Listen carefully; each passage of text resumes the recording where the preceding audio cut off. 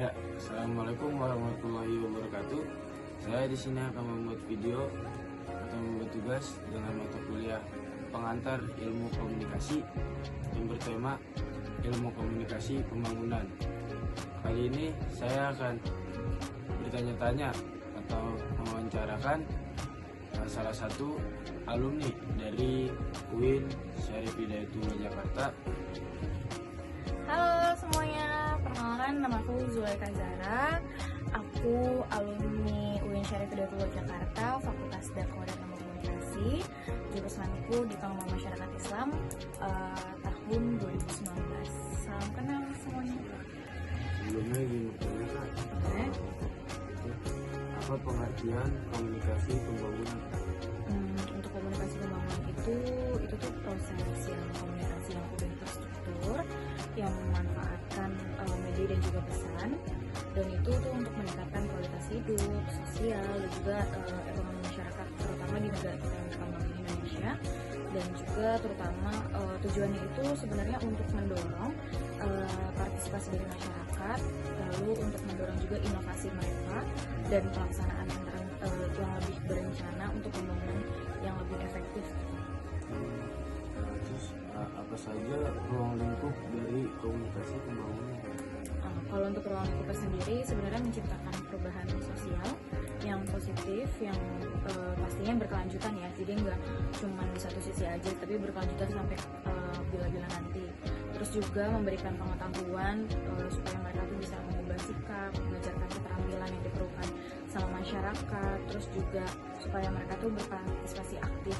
Nah, untuk meningkatkan kualitas hidup mereka dengan mencapai potensi yang ada di diri mereka secara penuh, terus juga mulai dari perencanaan hingga sampai ke pelaksanaan pembangunan hal tersebut. Apa saja tujuan utama dari komunikasi pengembangan? Untuk tujuan utama sendiri itu menurut aku ya, itu tuh penyampaian informasi pembangunan, pendidikan, lalu inovasi, terus juga motivasi kepada masyarakat terkait pembentukan sikap mereka, perilaku, partisipasi publik, penggunaan berbagai media kayak sosmed kan kalau untuk di medianya. Kalau untuk tradisional kan masih ada koran dan lain sebagainya. Terus juga dengan strategi itu kita tuh bisa mencakup berbagai aspek pembangunan, ya bisa di ekonomi, sosial, lingkungan, dan juga untuk mencapai perubahan yang lebih positif dan juga berkelanjutan tadi. Bagaimana strategi komunikasi yang efektif untuk meningkatkan partisipasi aktif masyarakat program pengembangan komunikasi pengembangan? Kalau untuk partisipasi itu yang pastinya kita harus lihat dulu masyarakatnya atau kayak audiensnya, mereka di kancah umur berapa, karena kan kalau misalkan kita lihat juga cara penyampaian kita ke audiens itu kayak gimana. Terus juga menyampaikan apa yang pengen kita sampaikan itu harus jelas, relevan tuh maksudnya tuh kayak kalau bisa tuh mudah untuk mereka mengerti, apalagi untuk yang kayak orang tua gitu kan, untuk bahasanya harus lebih dipilih-pilih, jangan terlalu susah untuk mereka pahami gitu kan. Terus juga menggunakan beragam saluran media, kayak misalkan kalau zaman kita tuh sekarang mungkin sosmednya gitu kan, kalau misalkan orang-orang dulu kan mungkin sosialisasi ke masyarakat lewat misalkan atau kelurahan atau apa gitu kan.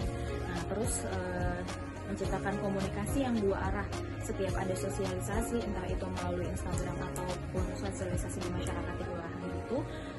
Kalau bisa adakan untuk di sesi tanya jawab itu kan, jadi dua arah tuh. Jadi kalau misalkan kita habis nyampein mereka ada yang kurang paham, mereka bisa bertanya gitu sama kita, jadi enak gitu penyampaiannya, mereka paham, oh iya mereka paham nih gitu. Terus habis itu juga memperkuat narasi apa yang kita sampaikan gitu.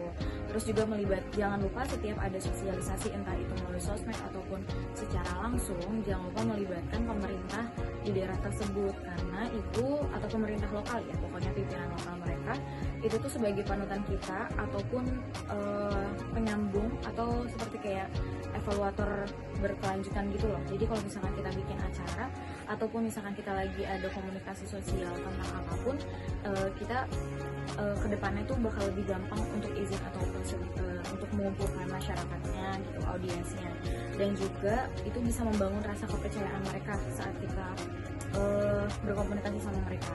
Terus juga keselarasan antara program pemerintahan dan kebutuhan warga. Jadi sebelum kita sosialisasi itu kita harus survei dulu, misalkan kayak di daerah ini tuh lagi butuh apa, misalkan kalau misalkan tentang pertanian atau misalkan kayak tentang kesehatan, itu kita harus sosialisasi dulu. Misal harus survei dulu ke tempatnya, di tempat itu butuh sosialisasi apa. Jadi kita kalau misalkan sekiranya mereka butuhnya ini, program kita dengan program pemerintah di sana juga harus laras, biar kita nanti bermanfaat apa yang kita sampaikan diterima sama masyarakat di sana.